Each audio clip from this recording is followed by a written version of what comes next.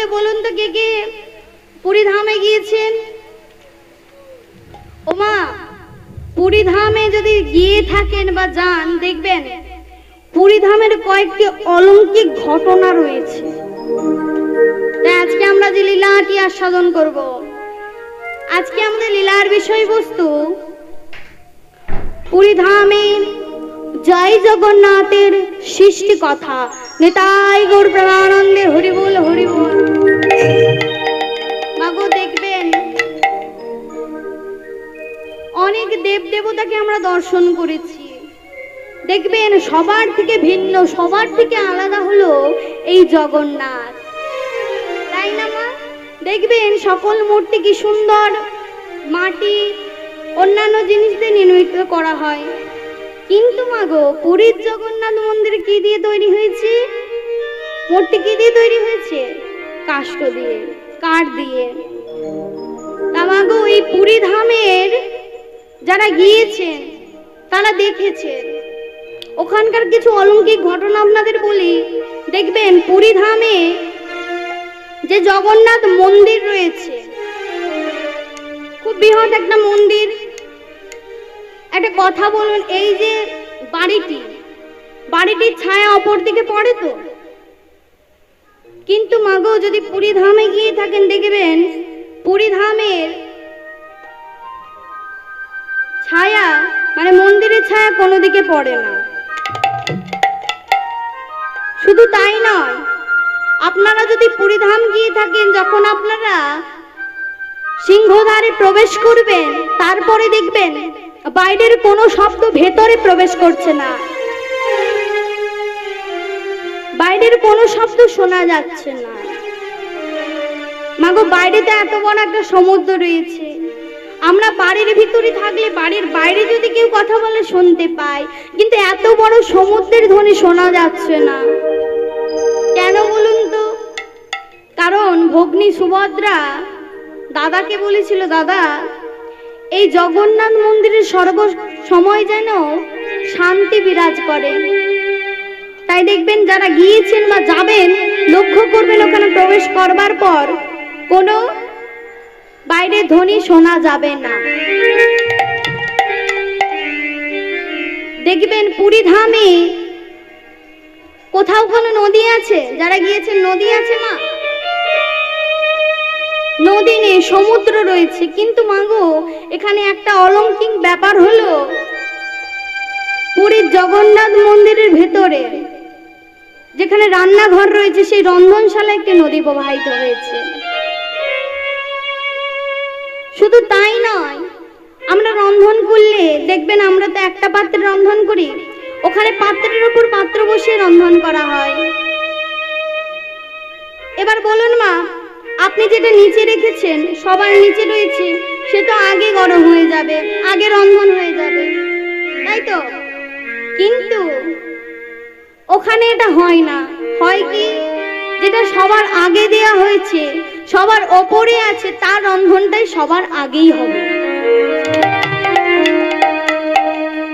দেখবেন আমরা যদি মা কালীর ব্রত করি, আমরা না খেয়ে থাকি। মা সরস্বতীর ব্রতই কিছুদিন আগে গেল, তোমাকে আমরা সবাই ছোট বড় উপোস হয়েছিলাম, উপোস হয়ে ভগবানের কাছে পুষ্পাঞ্জলি দিয়েছি।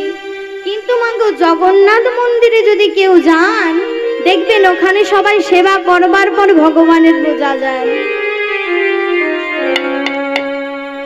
আজকে মাগো এই রকমই অনেক তত্ত্বের মাধ্যমে আজকে আমরা লীলাটি আস্বাদন করব। আজকে লীলার মাধ্যমে আমরা জানবো ভগবানকে কেন কাষ্ঠরূপ ধারণ করতে হলো, এই ভগবান কেন কাষ্ঠরূপে প্রতিষ্ঠা পেল। শুধু তাই নয়, কে এমন ভক্ত যিনি কি প্রতিষ্ঠা করেছেন, কার মাধ্যমে ইনি জগৎ মাঝে পূজা পাচ্ছেন। তাই আসুন মা, একটু ছোট্ট করে গৌরচন্দ্রিকার মাধ্যমে আমরা লীলাটি আস্বাদন করব। আজ গৌরহরি আমার নদিয়া নবদ্বীপ মাঝে এসেছেন কেন মা? এই কলির জীবকে উদ্ধার করবার জন্য অবতীর্ণ হয়েছেন। আর কলির জীবের দাঁড়িয়ে দাঁড়িয়ে কি বলছেন? ওগো কলির জীব, এসো, তোমরা এসে আমার সাথে একটু কৃষ্ণ নাম বলো, হরি নাম বলো। কারণ এই কলিযুগে হরি নাম ছাড়া কোনো গতি নাই, গতি নাই, গতি নাই। তাহলে তোমরা সবাই এসো, এসে এই নাম বলো।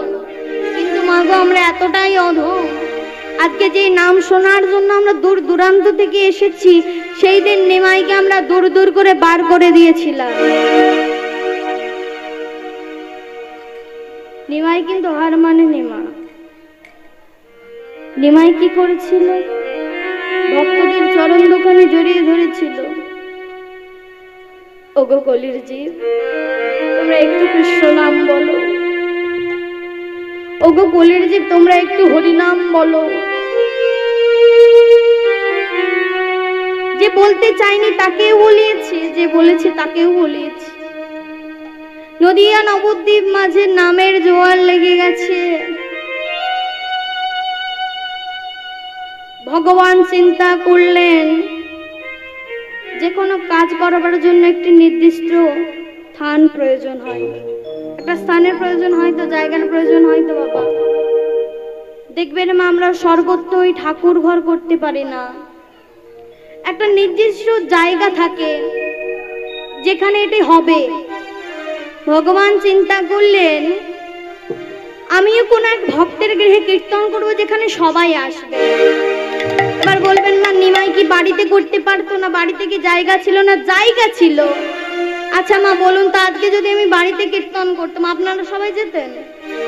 যেতেন না। আজকে এত সুন্দর ভক্তের বাড়িতে কীর্তন হচ্ছে, তবে না আপনারা এসেছেন। এই কথা চিন্তা করে ভগবান চিন্তা করলেন এত নামের জোয়ার যখন লেগেছে, একটা ভক্তের গৃহে আমি কীর্তন করব। তাহলে কার গৃহে কীর্তন করবে? বাবা আগো সকল নদিয়াবাসীর কাছে গিয়ে বললো, গো নদিয়াবাসী, আমার একটু ভূমি দেবে, আমি একটু তোমার গৃহে কীর্তন করব। ও মা, যেই কীর্তন আজকে এত টাকা খরচ করে করান, ভগবান যখন দিতে এলো, না না বেরিয়ে যাও ঘর থেকে, আমার এখানে কোনো কীর্তন হবে না, চলে যাও। দূর দূর করে বার করে দিলাম। ভগবান কাঁদতে কাঁদতে বাড়ি ফিরে আসছে। শ্রীবাস হাতটা ধরেছে, প্রভু তুমি কাঁদছো কেন? ও আচ্ছা, তোমায় কীর্তন করতে দেয়নি বলে তুমি কাঁদছো, তুমি কেঁদো না। কেউ দিল না তো কি হয়েছে? আমি তোমার ভক্ত, আমি শ্রীবাস আছি, আমি দেব তোমায় জায়গা। চলো প্রভু, তুমি আমার গৃহে কীর্তন করবে।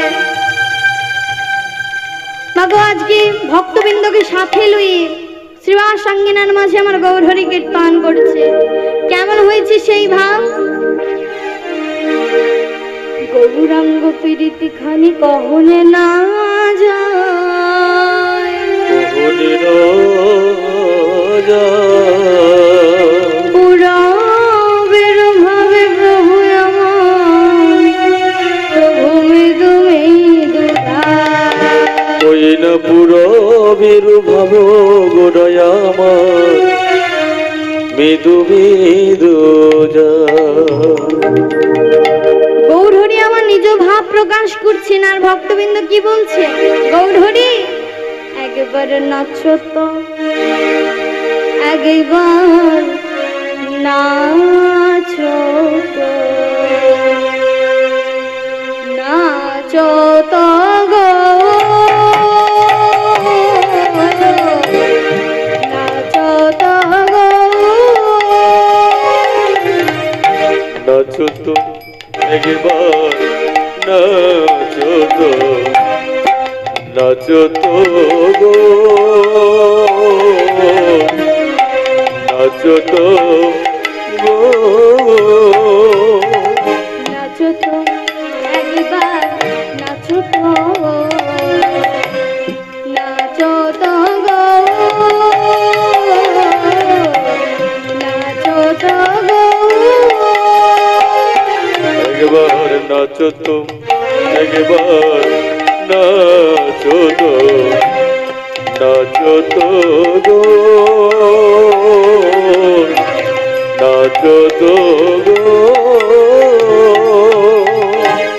সেবা সয়াঙ্গিনার মাঝে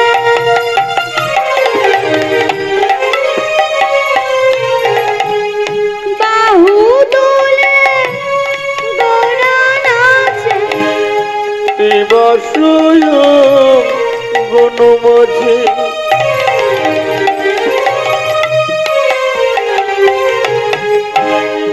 আয় তোরা দেখে যা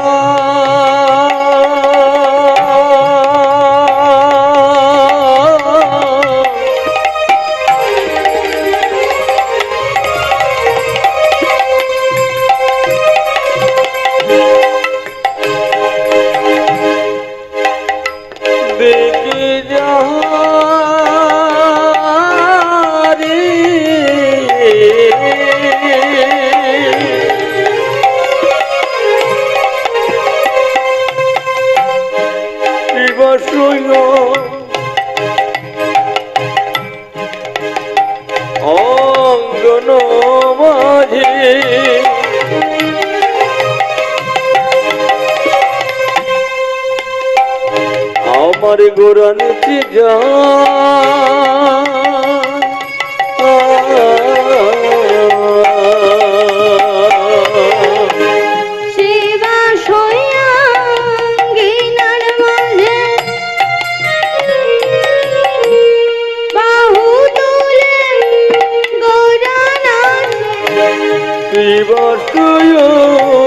গণমাঝে বাহু তুলে গোরা নাচে রাঙা পায়ে সোনার নূপুর বাজে রাঙা পায়ে সোনার নূপুর বাজে বাজে বাজে রাঙা পায়ে সোনার নূপুর বাজে সবাই মিলে মা একটু উলুধ্বনি পায়ে সোনার নূপুর বাজে বাজে বাজে শ্রী অদ্বৈত নিত্যানন্দ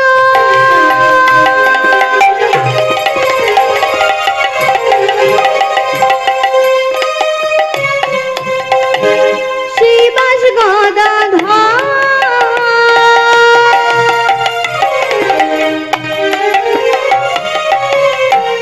তারি মাঝে নাচে আমার গৌরাঙ্গ সুন্দর শ্রী অদ্বৈত নিত্যানন্দ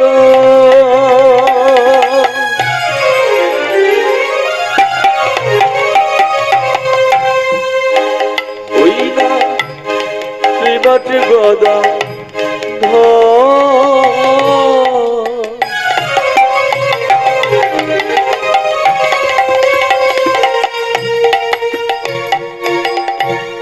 তারি মাঝি গৌরাঙ্গ সুন্দর গৌর হরি নাচিছে আমার গৌর হরি নাচিছে গৌর হরি নাচিছে আমার গৌর হরি নাচিছে হৃদণ্ড বাহু তুলে ওই না গৌর হরি নাচিছে হৃদণ্ড বাহু তুলে সবাই আমার মিলে প্রেমের গোরা নাচে জয় রাধে শ্রী রাধে বল। আমার ভাবির গোরা নাচে যেমন তুলসীর মালা কণ্ঠে ধরে। আমার ভাবির গোরা নাচে জয় রাধে শ্রী রাধে বল। আমার গৌর হরি নাচে বলে হরি হরি হরি বল। আমার গৌর হরি নাচে হরি হরি হরি বল। তাই হরি হরি হরি বল, হরি বল।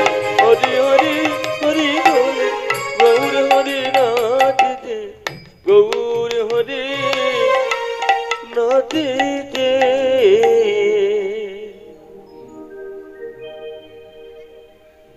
ও তাহলে গৌর হরি কীর্তন করছি কোথায়?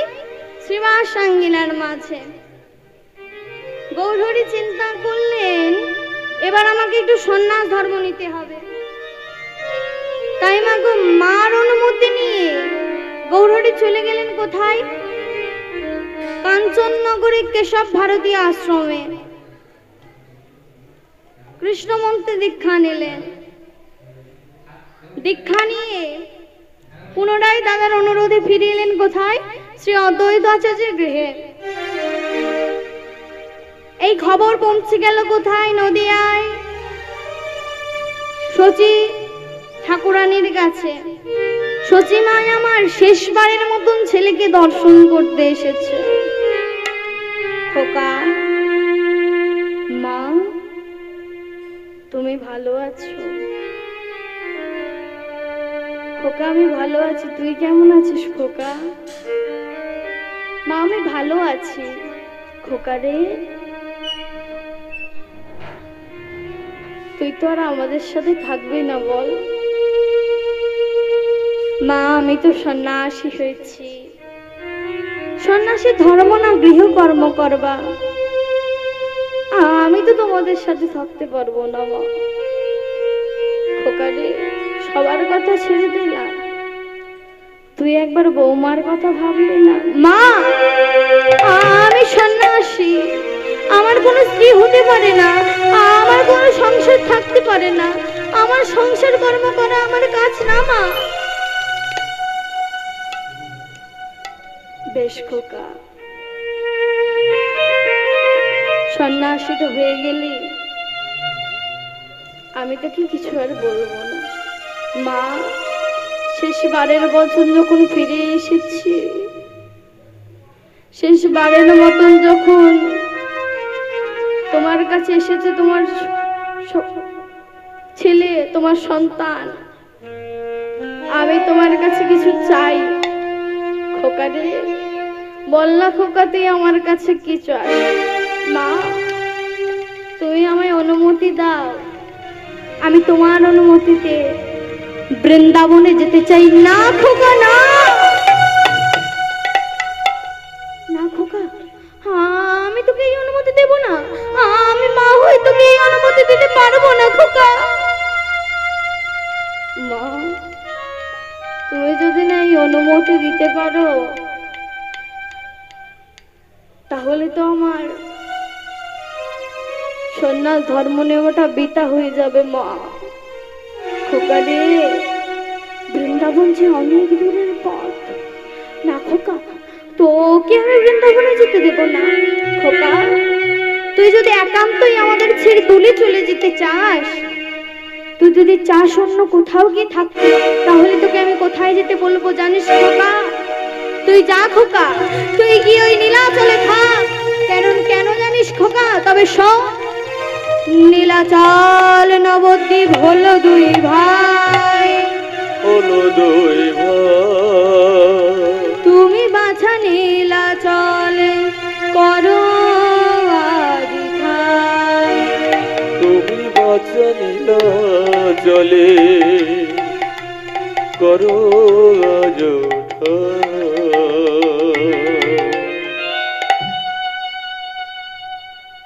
সবাই অবাক হয়ে তাকিয়ে আছে। তুমি এমন কথা কেন বলছো? নীলাচল নবদ্বীপ কিভাবে দুই ভাই হলো? সবাইকে বলে উঠলো, তোমরা জানো কেমন করে এরা দুই হলো?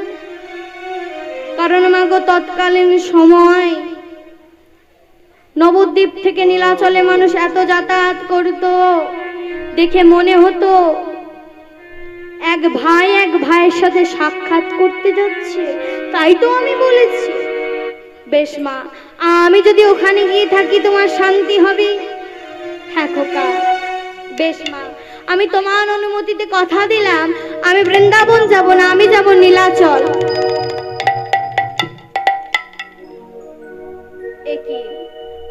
এত কিছুর পরেও মা তুমি কাঁদছো কেন?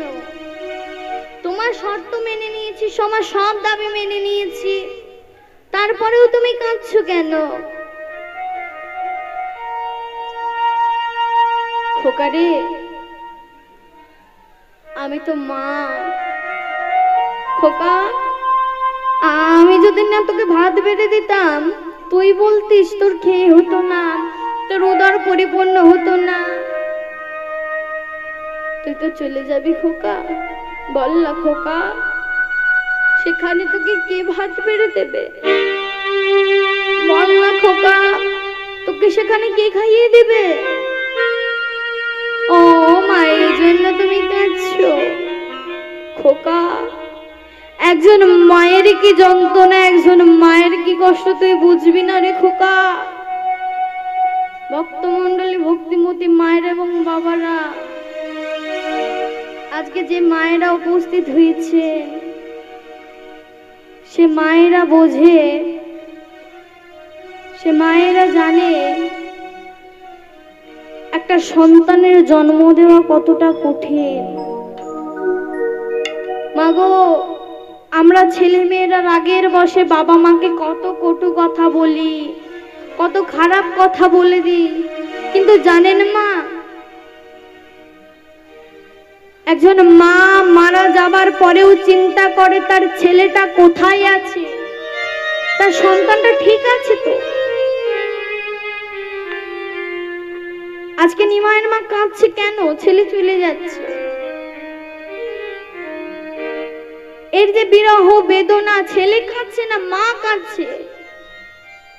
আচ্ছা মা, সমান ব্যথা তো দুজনের হওয়া উচিত ছিল, কিন্তু হলো না। কাঁদছে কে? কাঁদছে শুধু মা।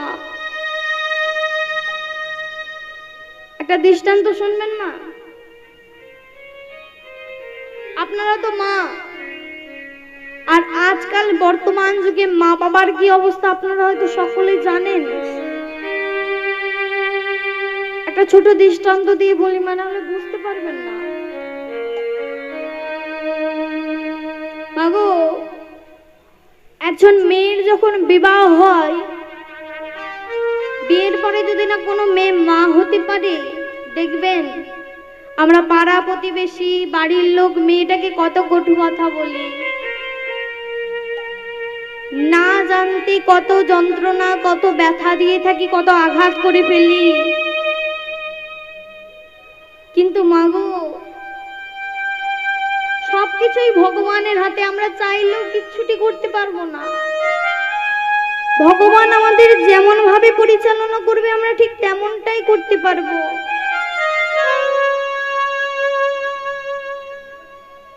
আজকে নিমাইকে বলছে, নিমাই, কোন মা যখন তার সন্তানকে বিদায় দেয়, তার যে কি বিরহ, তার যে কি যন্ত্রণা তুই বুঝবি না রে খোকা, তুই বুঝবি না। তুই যদি মা হতিস তো বুঝতিস। মাগো, দেখবেন আমাদের হিন্দু সনাতন ধর্মে কোন মা যখন গর্ভবতী হয়, 7 মাসে একটা অনুষ্ঠান হয়, কি বলুন তো মা? সাদের অনুষ্ঠান। তা মাগো, এটা খুব কাল্পনিক কথা, খুব মনোযোগ সহকারে শ্রবণ করবেন। দেখুন মা, কত দামি কথাগুলো। মা আজকে গর্ভবতী হয়েছে, মাকে সাধ খাওয়ানো হয়েছে, তো মা ছোট্ট শিশুটি ধীরে ধীরে মাতৃগর্ভে মাঝে বেড়ে উঠছে। আস্তে আস্তে শিশুটি বড় হচ্ছে, শিশুটি জানতে পেরেছে আর কিছুদিনের পরে মধ্যেই আমাকে পৃথিবীর বুকে চলে যেতে হবে। আমাকে ওই 7 মাস গর্ভে থাকা অবস্থায় সন্তানের সঙ্গে ভগবানের একটা সম্পর্ক থাকে, কথা আলাপ আলোচনা হয়। তোমাকে গর্ভের মধ্যে থাকা শিশুটি ভগবানকে প্রশ্ন করছে, আচ্ছা কৃপাময়, তুমি তো ভগবান, তুমি তো দয়াময়, তুমি তো চাইলেই যা খুশি করতে পারো। কৃপাময়, আমি তো একজন অসহায় শিশু, আমি তো কিচ্ছুটি জানি না, আমি তো কিচ্ছুটি বুঝি না, তুমি কিভাবে এই অসহায় শিশুটিকে তোমার থেকে আলাদা করে দিচ্ছ, বলো না কৃপাময়। আমার আমার যে দুঃখ, আমার যে কষ্ট, বলো না কৃপাময়, তুমি কিভাবে একটা অন্ধকার আচ্ছন্ন পৃথিবীতে আমায় পাঠিয়ে দিচ্ছ? বলো না কৃপাময়,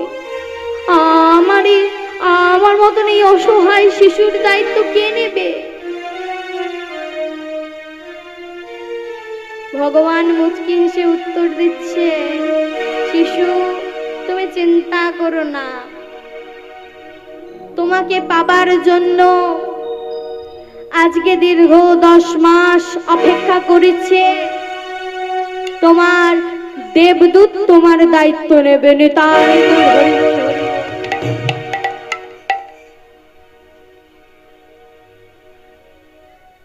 প্রভু, তোমার কাছে যে আমি থাকতাম, আমি যে খাবার খেতাম প্রভু, সেই খাবার খেয়ে আমার নোনতা লাগতো না, ঝাল লাগতো না, গরম লাগতো না। বলো না কৃপাময়, বলো না দয়াময়, আমি তো ধরিত্রীর বুকে চলে যাব, আমি তো পৃথিবীর বুকে চলে যাব। আমি তখন কি খাবো? কে খাইয়ে দেবে আমায়? শিশু তুমি চিন্তা করো না, তার জন্য তো আমি পাঠিয়েছি তোমার দেবদূতকে। তোমার দেবদূতের কাছে আমি খাবার সংগ্রহ করে রেখেছি, যে খাবার খেয়ে তোমার নোনতা লাগবে না, ঝাল লাগবে না, টক লাগবে না, গরম লাগবে না। বেশ কৃপাময়, আমি জানি প্রভু, তোমার কাছে আমি 1000 প্রার্থনা করলেও আর তুমি আমাকে রাখবে না। বেশ বলো দয়াময়, আমার যদি কোনো দুঃখ হতো, আমার যদি কোনো কষ্ট হতো, তুমি আমাকে সেই সময় এসে আমার পাশে দাঁড়িয়ে সান্ত্বনা দিতে, আমায় বুকে টেনে নিতে। বলো না দয়াময়, বলো না কৃপাময়। আমি পৃথিবীর বুকে চলে গেলে আমার দুঃখ, আমার কষ্ট, আমার যন্ত্রণা কে বুঝবে? বালকের জন্য তুমি চিন্তা করো না, আমি যতটা না তোমার জন্য খেয়াল রাখতাম, তোমার দেবদূত আমার থেকে অধিক খেয়াল রাখবে তোমার। তোমার বিপদে তোমার ঢাল হয়ে দাঁড়াবে। প্রভু তুমি আমার খাবারের ব্যবস্থা করে দিয়েছো, আমার থাকবার ব্যবস্থা করে দিয়েছো, আমার কোনো দুঃখ নেই। কিন্তু কৃপাময়, আমি তো ওদের কথা বুঝতে পারবো না, আমি তো ওদের কথা কিছু বলতে পারবো না, তখন আমি কি করব? বলো না দয়াময়। তুমি চিন্তা করো না শিশু, তোমার যে দেবদূত রয়েছে সে একমাত্র বুঝবে তোমার কথা, সেই একমাত্র জানবে তোমার কথা। ওমা খুব ভালো করে মনে করুন, যেদিন আপনার সন্তানটি ছোট ছিল, যখন কান্না করত, কিসের জন্য কান্না করত সেই কথা কে বুঝতে পারত? মায়েরাই বুঝতে পারে, তাই না? আমার ছেলের খিদে লেগেছে, এখন আমার ছেলেকে খাইয়ে দিতে হবে।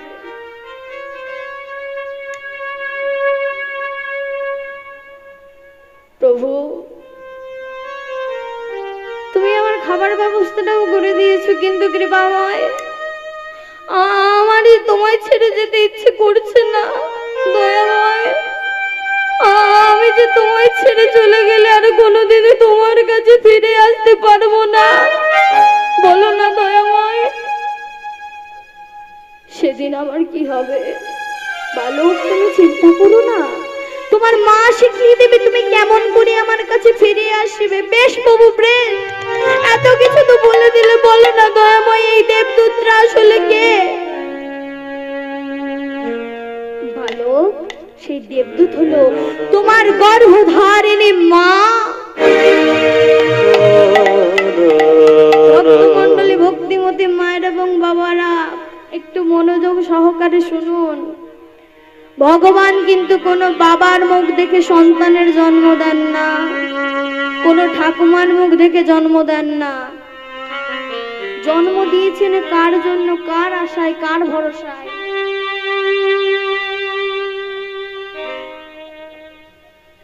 শুধুমাত্র মার মুখের দিকে তাকিয়ে একটা শিশুর ভগবান জন্ম দেয়। মাগো, কোন ছেলের যদি খুব অল্প বয়সে বাবা ছেড়ে চলে যায়, বলুন তো মা, সেই সন্তানকে বড় করার কত জ্বালা।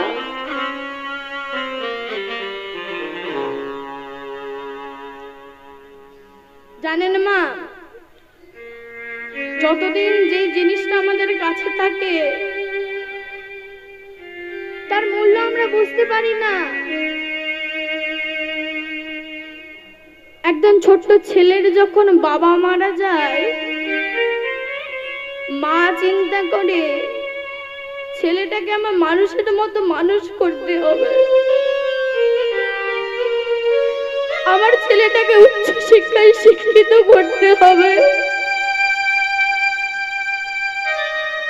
ও মা, সবার কথা বাদ দিয়ে ছেলের কথা চিন্তা করে মা কি করে জানেন? ছেলেকে কোনোদিন বুঝতে দেয় না মার কষ্টটা। মা প্রত্যেকদিন ছেলেকে স্কুলে পৌঁছে দিয়ে যায় লোকের বাড়িতে কাজ করতে।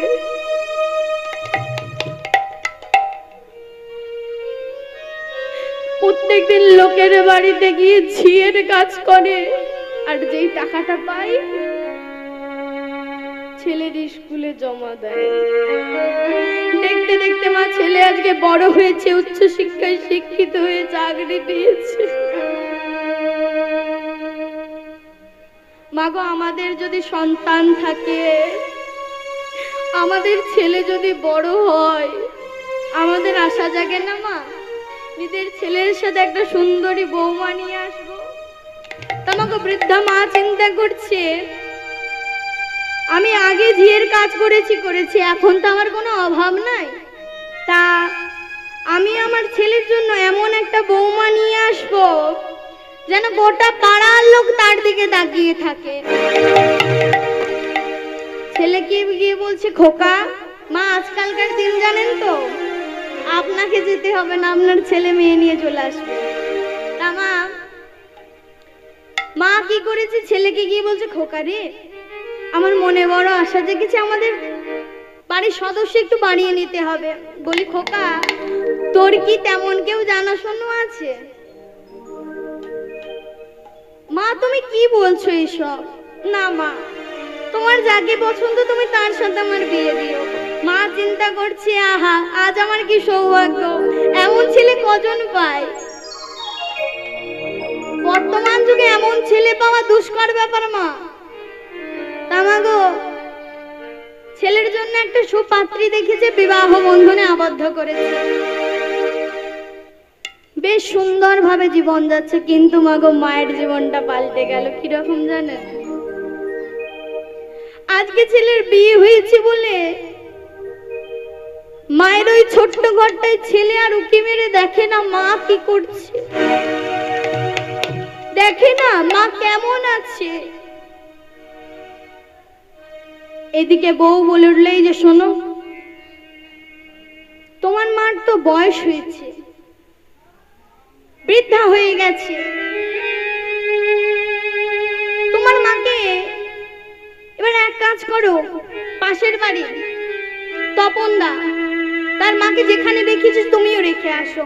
দেখতে পাচ্ছ না প্রত্যেকদিন আমাদের বাড়িটাকে কিরকম করে ফেলে, কি অপরিষ্কার করে রাখে। আমি প্রত্যেকদিন এইসব পরিষ্কার করতে পারবো না, তাই বলছি শোনো, তুমি তোমার বাড়িতে তোমার মাকে রাখো, নয়তো আমাকে রাখো, যে কোনো একটা করো। ছেলে আমার চিন্তা করছে, মার তো বয়স হয়ে গেছে, আর কতদিন। ভক্তমন্ডলী, ভক্তিমতী মা, কত চিন্তা ভাবনা দেখুন। ছেলে চিন্তা করছে, মার তো বয়স হয়ে গেছে, আর কতদিনই বা বাঁচবে। বউয়ের কথাই শুনি, বউ না হলে চলে যাবে। তামাগো, বউয়ের কথা শুনে ছেলে খোঁজ নিয়ে এসেছে।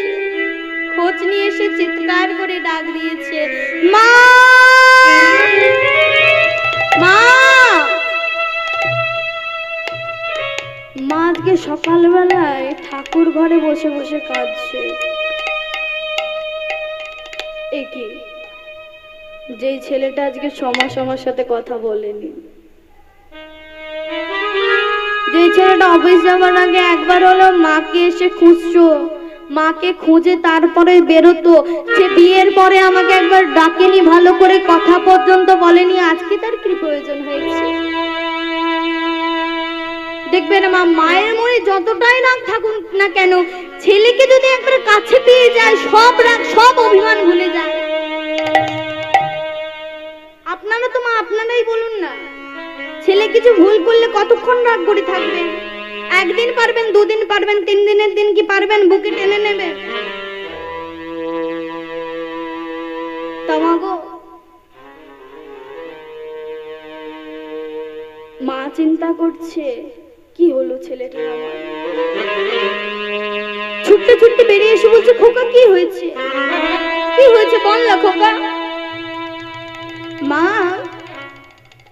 আমাদের বাড়িটা তো খুব ছোট, আর জানো তো মা, তোমার বৌমার বাবা মা আসবে বলে ভেবেছে, আর মা আমাদের তো বাড়িতে মাত্র 2টো রুম রয়েছে, আর তুমি তো প্রত্যেক দিন এরকম অপরিষ্কার করে রাখো, তোমার বৌমার এইসব পরিষ্কার করতে ভালো লাগে না। আর সব থেকে বড় কথা হলো মা, তোমার তো বয়স হয়েছে, আমি অফিস চলে যাই, তোমার বৌমা তার কাজ নিয়ে ব্যস্ত থাকে, আর তুমি সারাক্ষণ একা একা থাকো বাড়িতে, তোমার তো খুব কষ্ট হয়। তাই আমি ভেবেছি কি মা, আমি সিদ্ধান্ত নিয়েছি তোমাকে আমি এমন একটা জায়গায় নিয়ে যাব যেখানে তোমার মতন আরো কত শত শত মা রয়েছে।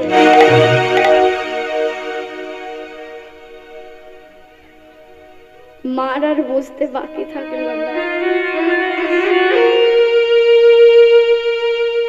মা আজকে বাড়িটার দিকে ভালো করে তাকিয়ে দেখছে।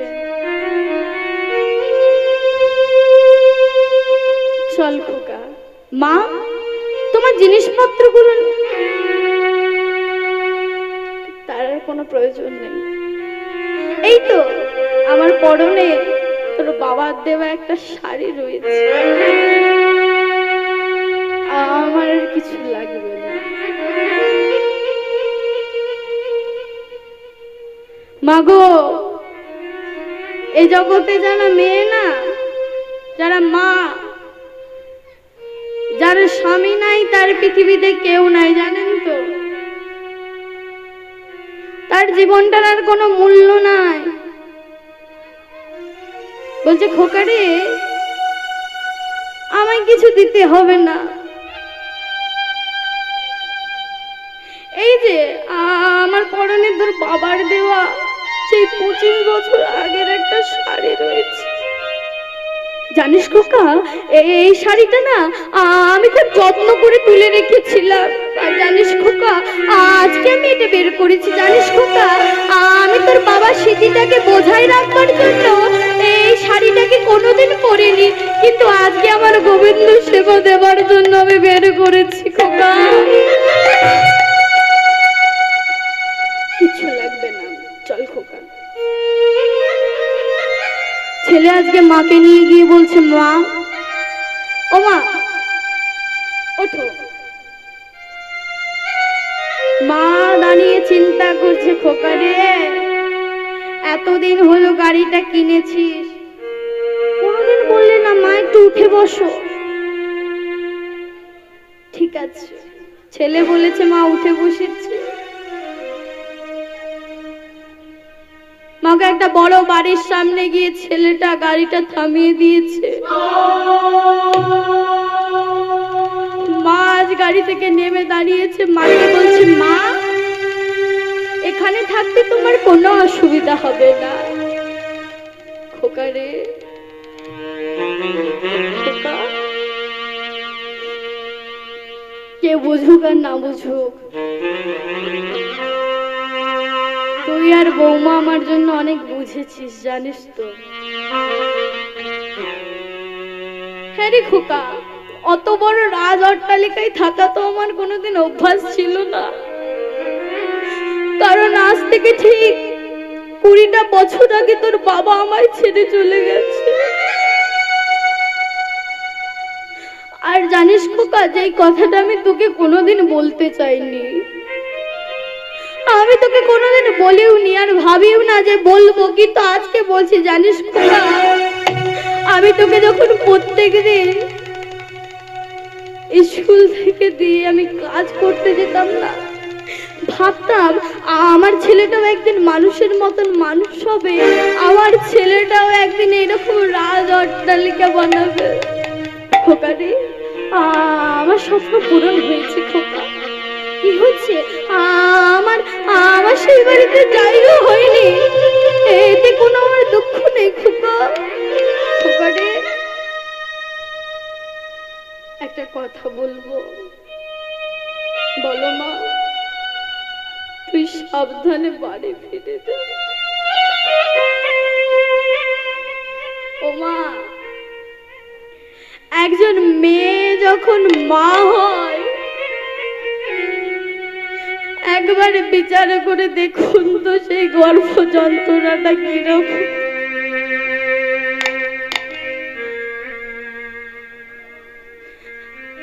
সেই গর্ভ যন্ত্রণার থেকে অধিক আজকে এই যন্ত্রণা। খোকা আজকে গাড়িতে উঠে পড়েছি, খোকাকে আবার ডাক দিয়েছে, খোকা, খোকা রে। ছেলে বিরক্ত হয়ে বলে উঠলো, কি হয়েছে তোমার? তোমার ভালোর জন্য তোমাকে এখানে রেখে গেলাম, তোমার হচ্ছে না? খোকা, বলছিলাম কি, এখন তো গরমকাল, গ্রীষ্মকাল পড়ে গেছে। দেখ খোকা, আমার জন্য তুই যে রুমটা বেসেছিস সেই রুমে না কোনো পাখা নেই। আর খোকা, আর কিছুদিন পরে তোরও তো সন্তান হবে, আর তোর যদি পুত্র সন্তান হয়, সেও তো ঠিক তোকে এইভাবে বৃদ্ধাশ্রমে রেখে যাবে। আর বৃদ্ধাশ্রমে রেখে যাবার সময় এই রুমে তো অত্যন্ত গরম হয়, যাতে তোর আর বৌমার না কোনো অসুবিধা হয়, এই জন্য আমি বলেছি রে খোকা। ভেবে দেখুন মা, একজন মা তিলে তিলে সংসারটাকে তৈরি করেছে, অন্তরের ব্যথা কাউকে কোনোদিন জানায়নি, কোনোদিন বলেনি তার কি দুঃখ কি কষ্ট। কাকে বলবে? স্বামী তো তার নাই, কাকে বলবে?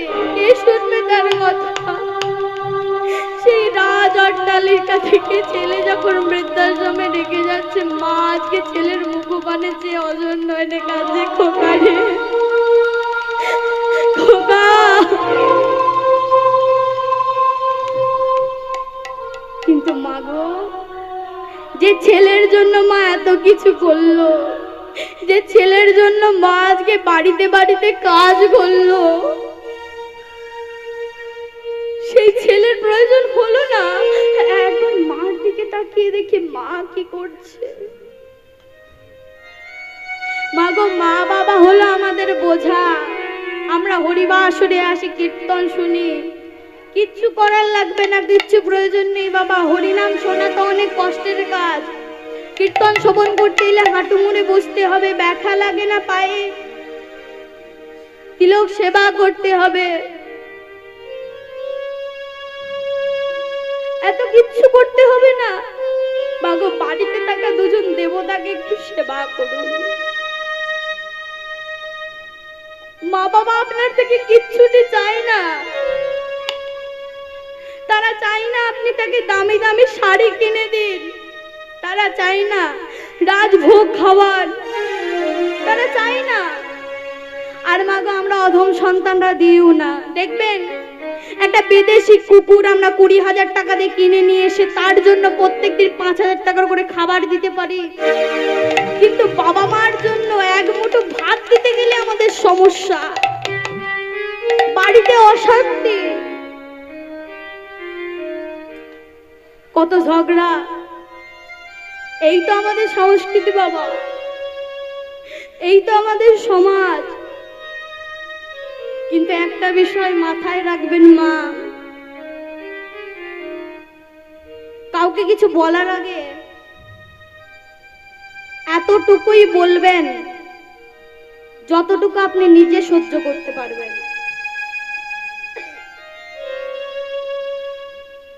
কাউকে মারবার আগে তাকে এতটুকুই মারুন যতটা মার আপনি নিজে খেতে পারবেন। কারণ মাগো, পৃথিবীটা হলো গোল, আর এই কাল চক্র যখন ঘুরতে ঘুরতে আপনার দিকে আসবে, আপনারও একই পরিস্থিতি হবে। তাই বলো বন্ধু বলো,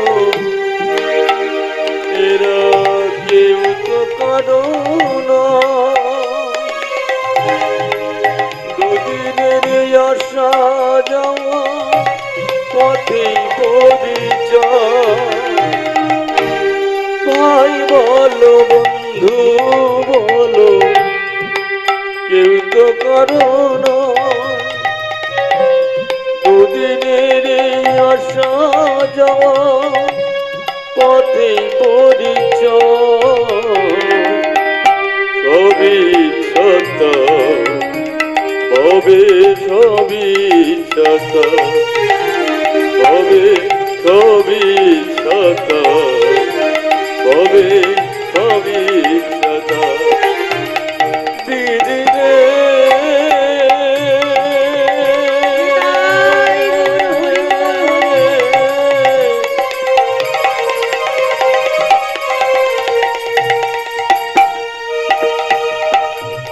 এই কি তোর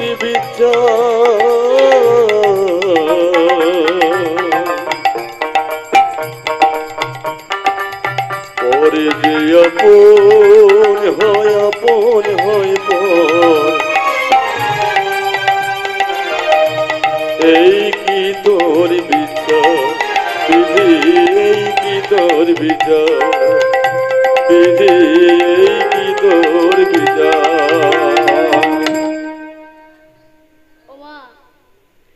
নিমাইকে বলছে, খোকা রে, আমি তো তোর গর্ভধারিণী মা, আমি যে তোকে 10 মাস 10 দিন গর্ভে ধারণ করেছি। মা, তুমি কিসের জন্য কাঁদছো? কেন কাঁদছো আমায় বলো না খোকা রে। মা, ও আচ্ছা, তুমি রন্ধন করে না দিলে আমার পেট ভরতো না, এই চিন্তায় তুমি কাঁদছো বুঝি? বেশ, আমি তোমার মনোবাসনা পূর্ণ করব। মাগো, আমি এই নবদ্বীপ ছাড়লেও তোমায় কথা দিলাম, এই নবদ্বীপের 4টি জায়গায় আমি আবদ্ধ থাকব।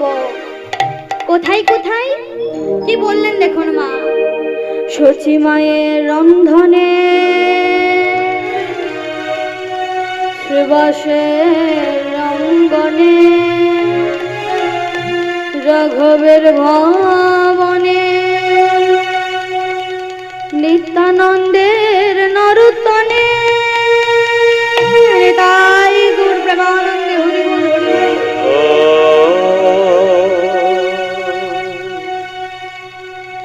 বলো হরি বল হরি বল।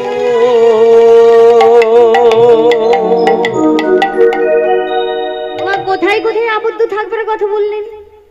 প্রথমে বললেন সচি মায়ের রন্ধনে। এবার একটা কথা বলুন মা, আপনি রান্নার মধ্যে কাউকে ধরে রাখতে পারবেন? কথাটা কি বলেছে শুনুন। বললেন সচি মায়ের রন্ধনে, মার কাছে গিয়ে বলছে, মা আজকে আমার খাবার দাবার নিয়ে তোমার চিন্তা হচ্ছে, তুমি চিন্তা করো না, আমি তোমার নিমাই তোমায় কথা দিলাম, তুমি রন্ধন করে একটা পাত্রের মধ্যে তোমার রঞ্জন ব্যঞ্জন সবকিছু সাজিয়ে একটা আসন বিছিয়ে দেবে, দিয়ে চিৎকার একবার শুধু বলো, নিমাই তোর মা তোর জন্য খাবার বেড়ে রেখে গেছে। আর দেখবে মা, সেই বাড়া ভাত বেশি আমি খেয়ে গেছি, আমি সেবা করেছি। সবাই মাথা নিচু করে দাঁড়িয়ে আছে। মা একটা কথা বলুন, আপনাদের এখান দিয়ে যদি ভগবান চলে যায়, আপনাদের ছেলে যদি চলে যায়, আপনারা কি হাসবেন? মা মাথা নিচু করে করে দাঁড়িয়ে আছে সবাই শ্রীবাসের গলাটা জড়িয়ে ধরেছে। শ্রীবাস, আজ কি আমি 100 দিন তোমার গৃহে কীর্তন করেছি শ্রীবাস। শ্রীবাস, যখন নবদ্বীপে কেউ আমায় জায়গা দেয়নি, তুমি আমায় জায়গা দিয়েছিলে তোমার গৃহে কীর্তন করবার জন্য। তাহলে শ্রীবাস, আমি কেমন করে ভুলে যাই সেই কথা। শ্রীবাস, আমি কথা দিলাম আজও তুমি দেখবে তোমার গৃহে আমি আমার ভক্তদের নিয়ে কীর্তন করছি। তোমায় আমি অন্তর্দৃষ্টি দিয়ে গেলাম। রাঘব পণ্ডিতকে ডেকে বলল, হে পণ্ডিত, আজকে তোমার তোলে পড়াশোনা করে আমি পণ্ডিত হয়েছি। আজকে সেই পাণ্ডিত্যের অহংকারটা ধুলোর সাথে মিশিয়ে দিয়ে আমি তোমায় কথা দিলাম আজও দেখবে তোমার তোলে তোমার ছোট্ট নিমায় পড়াশোনা করছি। ওমা, একজনের ছেলে কোনোদিন খুব সহজে কাঁদে না, জানেন তো। দেখবেন মায়েদের যখন দুঃখ লাগে খুব সহজে কেঁদে ফেলি আমরা, তাই না মা? আমরা খুব সহজে কেঁদে ফেলি, কিন্তু দেখবেন ছেলেরা খুব সহজে কাঁদে না। লক্ষ্য করছে ভাই যে দাদা কাঁদছে, মাথাটা নিচু করে আছে। দাদার সামনে গিয়ে বলছে, দাদা তুমি কাঁদছো? দাদা আমি চলে যাচ্ছি বলে। তুমি কেঁদো না দাদা, আমি এই নবদ্বীপ ছাড়লেও কথা দিলাম যাদের নয়ন ভালো তারা সবাই কি দেখবে জানো? শোনো দাদা শোনো, তারা সবাই দেখবে তুমি একা নাও।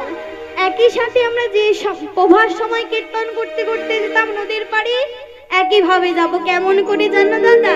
তবে শোনো, ওমা গৌরহরি আজ কীর্তন করতে করতে যেত কার সাথে? দাদার সাথে।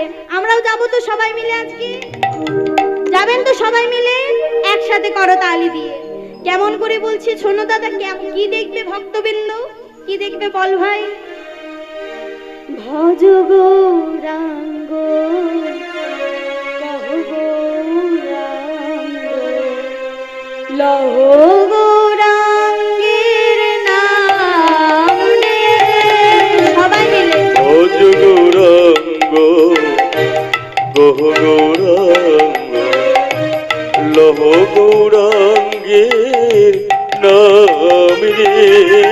ভজ গৌরাঙ্গ লহ গৌরাঙ্গ কহ গৌরাঙ্গের নাম রে। ভজ গৌরাঙ্গ লহ গৌরাঙ্গ কহ গৌরাঙ্গের নাম রে। রঙ্গ ভজে সে হয় আমার প্রাণ রে। জানা গো রঙ্গ ভজে সে হয় আমার প্রাণ রে। জানা গো রঙ্গ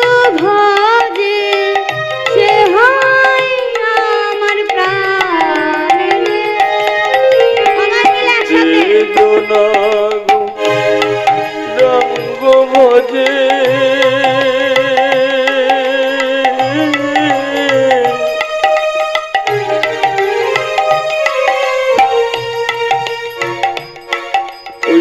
যে জনা গৌরাঙ্গ ভজে সে হয় আমার প্রাণ রে। ভজ গৌরাঙ্গ লহ গৌরাঙ্গ কহ গৌরাঙ্গের নাম রে। ভজ গৌরাঙ্গ কহ গৌরাঙ্গ লহ গৌরাঙ্গের নাম রে। প্রভাত সময়ে সচিরানী নার মাঝে গোরাচাঁদ নাচিয়া বেড়ায় রে। প্রভাত সময়ে সচিরাঙ্গিনার মাঝে গৌর হরি নাচিয়া বেড়ায় রে। প্রভাত সময়ে সচিরানী নার মাঝে গোরাচাঁদ নাচিয়া বেড়ায় রে।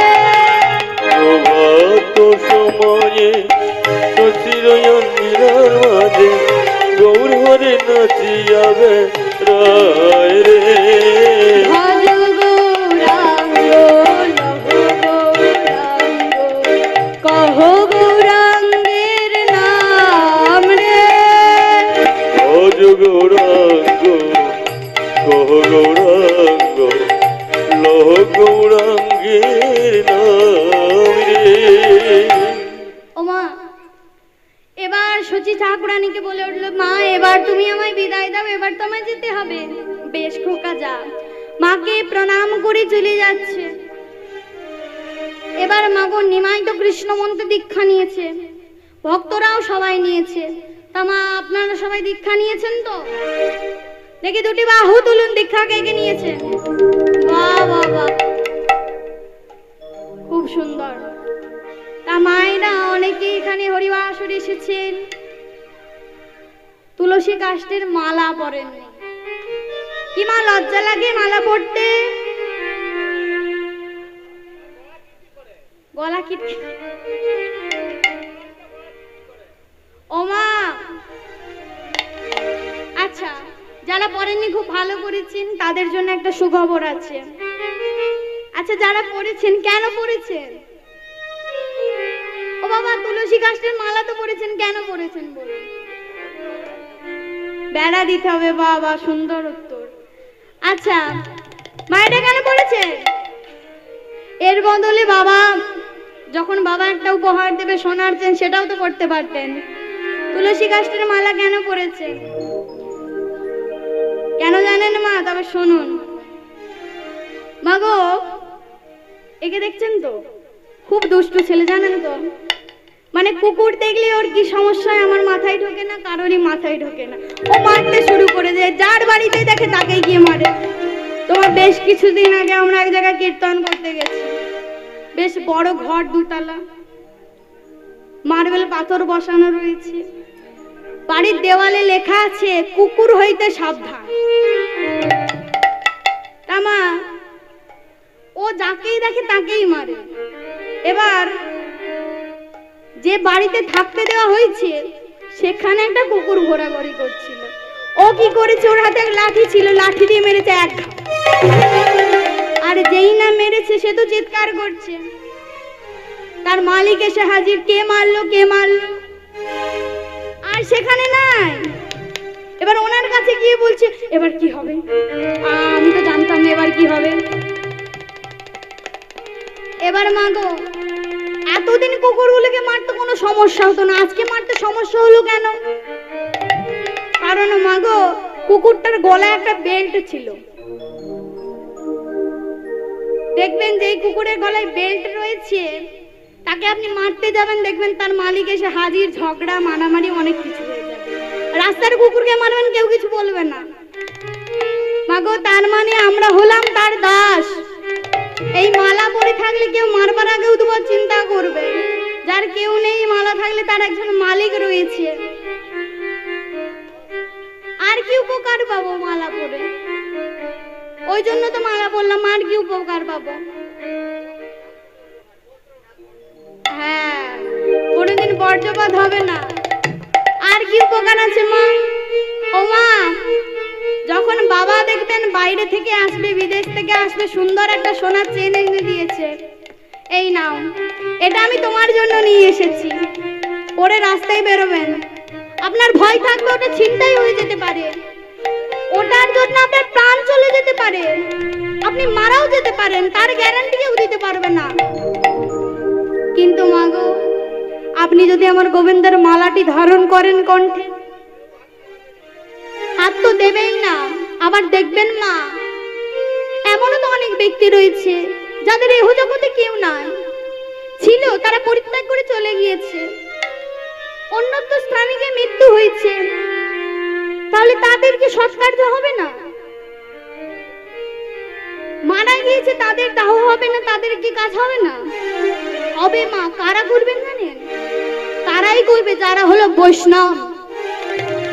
তাহলে মা তুলসী কাষ্ঠের কত গুণ দেখুন। তাই মায়েরা সকলে মালা পরবেন। আর এখানে মায়েরা খুব সুন্দর, জানেন তো কি সুন্দর তিলক সেবা করে এসেছে। তাই মা গো, সবাই তিলক সেবা করবেন। কেন করবেন? এবার বলবেন তিলক সেবা করতে গেলে অনেক কষ্ট কেন করব? মাগো, এ পৃথিবীতে মেয়েদের অনেক জ্বালা, জানেন তো, অনেক কষ্ট। তা মাগো দেখবেন একজন মেয়ের যখন বিয়ে হয় কিভাবে তাকে দেখে বুঝবেন সে বিবাহিত? আমাদের হিন্দু ধর্মের যখন সনাতন ধর্মের কোনো রমণীর বিবাহ হয় কি করে বুঝবেন তার বিয়ে হয়ে গেছে নাকি সে এমনি? কি করে বুঝবেন? কুমারী শাঁখা সিঁদুর পড়তে হবে, তবে না বুঝতে পারবেন। এবার মাগো বলি, আমাদের মানে মেয়েদের কটা স্বামী?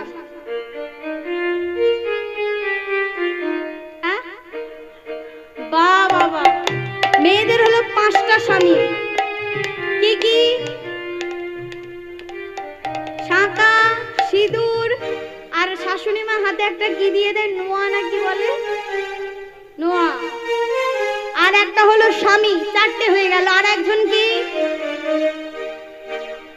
আর আমার প্রভু মাগো, খুব দামি কথা, একটু মন দিয়ে শুনুন আস্তে।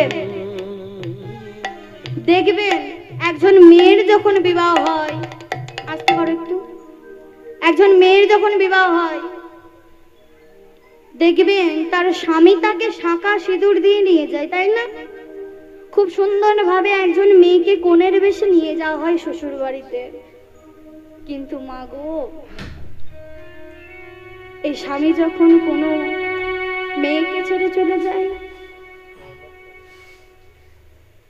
দেখবেন এই স্বামী যখন চলে যায় তার দেওয়া সবকটা জিনিস নিয়ে চলে যায়। কোনো মেয়ের অধিকার থাকে না সিঁদুর পরা, শাখা পরবার, এমনকি চরণে আলতা পর্যন্ত পড়তে পারে না।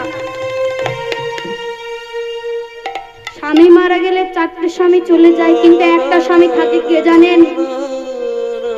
সেটা হলো আমার অন্তর্যামী ভগবান। তাই মা দেখবেন আপনারা সকলে তিলক সেবা করবেন। তিলক কিভাবে সৃষ্টি হয়েছে? গোপী পদ রেণু থেকে তিলকের সৃষ্টি, গোপীদের পদ রেণু থেকে।